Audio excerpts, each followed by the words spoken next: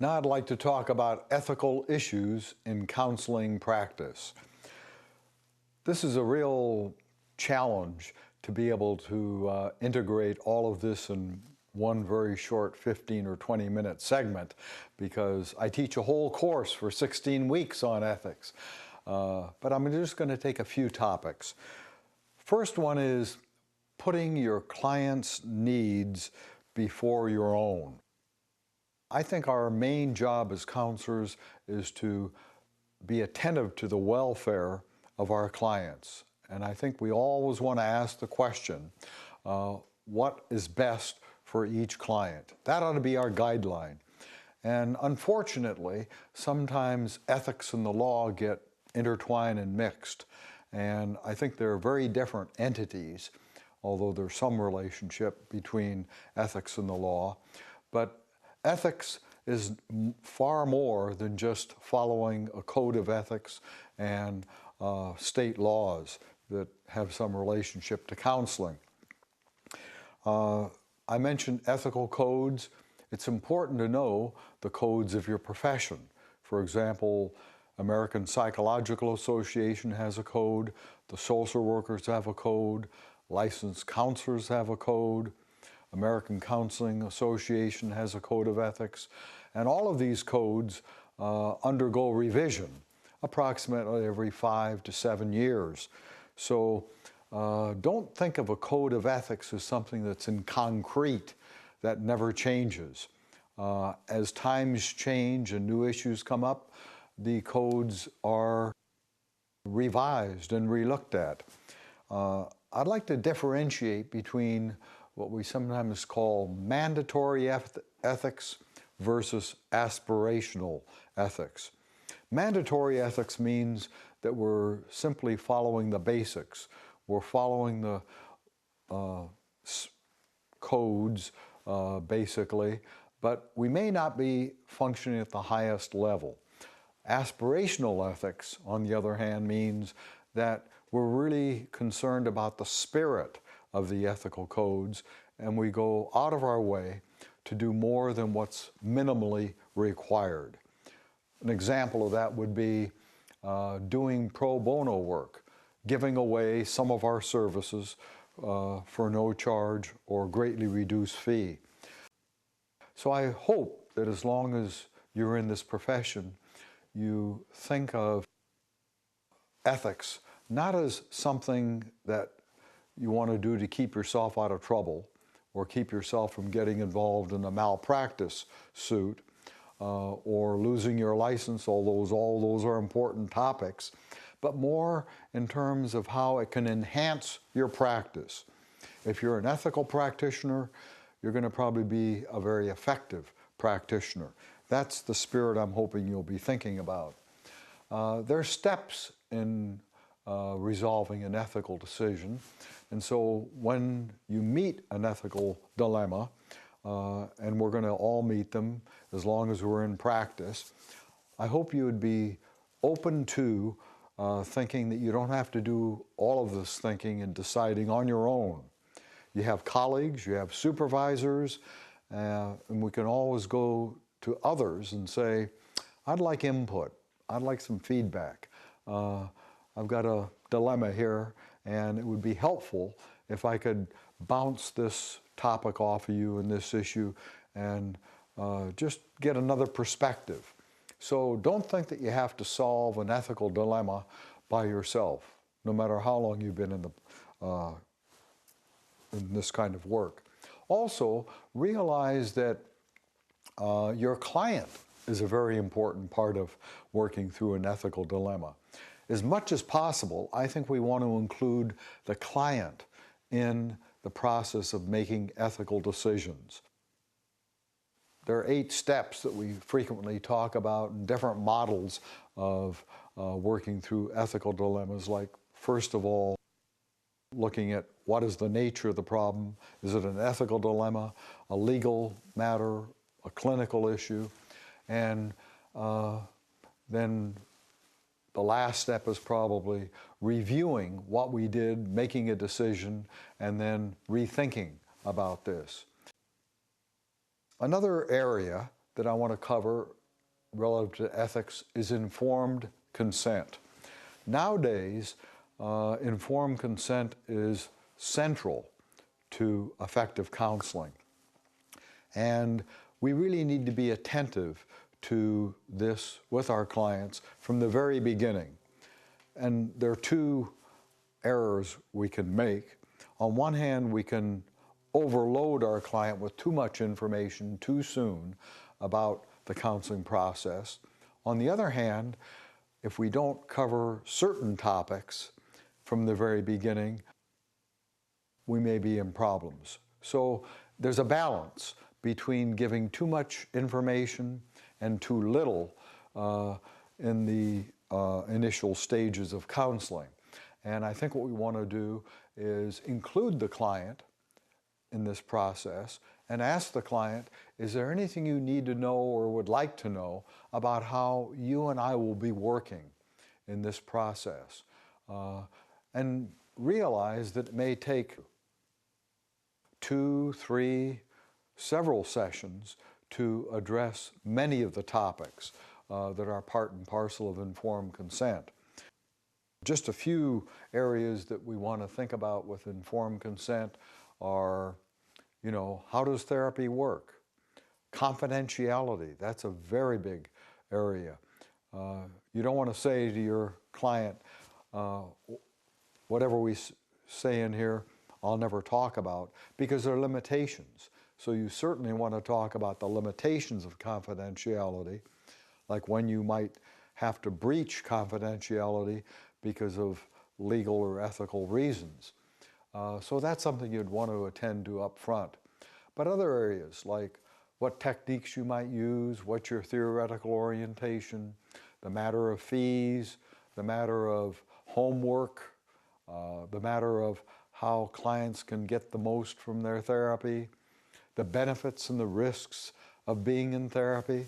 There are just a whole array of topics that clients need to have information about and have dialogue with you as a counselor. But it all doesn't have to be accomplished after the first session. Don't overwhelm your client with too much, and be primarily concerned about listening to the client's reason for being there, the client's story, the client's perception of his or her problems. That's the first thing we want to do. One area of ethics is confidentiality. Now, we can't cover all aspects of this, but at least I want to educate clients about what it is. Means that I won't be talking about what we discuss in here, except in limited sorts of ways, and we talked about that. And also, if I'm in supervision as a trainee, I'll need to talk about our conversations, but I may not need to identify you by name. The other aspect is that I would hope you as a client are free to ask questions at any juncture of our therapy about confidentiality. So if you ever worry about that, you can say, this is a concern. Technology and confidentiality is another area. Nowadays, there's online counseling, there's email, there are all sorts of technologies that compromise confidentiality. And I think our clients need to know that what they talk about, if it's done not just in person, one-to-one, but it's done, let's say, online, that we can't guarantee confidentiality, that there are limitations. So that is an area that we need to examine. I mentioned earlier something about becoming a multiculturally effective counselor. I'd like to talk about culture as an ethical issue in counseling. We cannot afford, as counselors, to ignore the client's culture or how culture is going to be emerging in the counseling sessions. If we do ignore culture, our counseling won't be very effective. So from an ethical standpoint, I think we need to be attentive to the client's culture and how it's being played out in our counseling sessions. Extremely important. As I mentioned earlier, we can't know everything about a client's culture, and we don't have to be perfect. We will at times maybe be insensitive or make a mistake, but if we're respectful of our clients and we're really open to feedback from the client and encourage our clients to let us know if something we're doing or not doing is affecting their ability to get the most from our relationship, particularly because of their cultural values or certain cultural beliefs, I think we're going to be far more ahead of the practice. I want to mention something about evidence-based practice from an ethical perspective. Again, currently there's a lot more emphasis on using scientific and empirically proven techniques for given problems. And there are pluses and minuses on that. I'd like to just very briefly say that evidence-based practice probably is here to stay, but I don't think it has to rule us. And I think we can think of evidence-based practice from a broader perspective. It's not just going to a pool of techniques and pulling out techniques that have been empirically validated. I think there are three big pillars of evidence-based practice. One is the clinician's expertise. That's the first part. The clinician, you as a clinician, have expertise and you're an artist in some ways. And what you bring to the counseling session needs to be factored in. Secondly, your client is a very important variable in evidence-based practice. Your client's needs, preferences, culture, and client characteristics are a very important part of this counseling process. So you really want to be very attentive to that. Thirdly, are techniques that have a research base and research support. But you see, evidence-based practice then has techniques that have some validation. Also, the client is important and the counselor. And hopefully, again, we won't get lost in finding research to support every single intervention we make. Realize that research is important, but that it's only one piece of the mix. And that even though we may work in an agency that requires us to be thinking about evidence-based practice, we don't have to allow ourselves to be slaves to that. I'd like to make a quick comment about, and this is a topic that is dear to my heart and I'd like to spend a lot more time, but we don't have it, is about managing boundaries and multiple relationships as an ethical issue and concern. You know, there was in the past a lot of concern about dual relationships, and the favored term now is multiple relationships, because sometimes we occupy more than just one role with a client, or even two roles.